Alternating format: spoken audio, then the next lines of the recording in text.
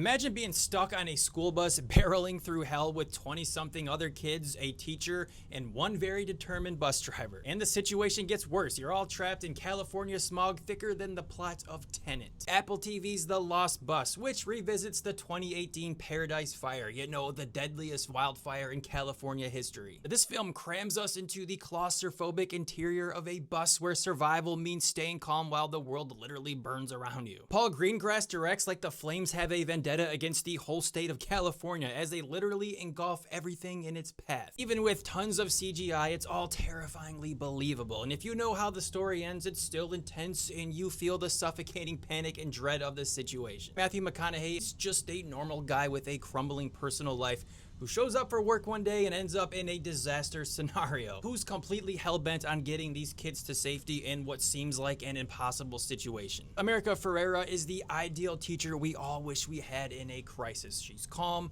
grounded, and somehow not screaming. Well, on the outside, because trust me, we can feel her screams on the inside. Their performances are essentially regular people making split-second decisions while everything is up in smoke around them. You feel their panic, frustration, and desperate exit plan if they can come up with one. And props to the child actors here. They feel like real kids. They're scared, resilient, and trying to make sense of something that's just unspeakable. If you think about it, that had to be some scary shit, man. Because that school bus becomes a coffin, a shelter, a coffin again, and then finally a shot at hope.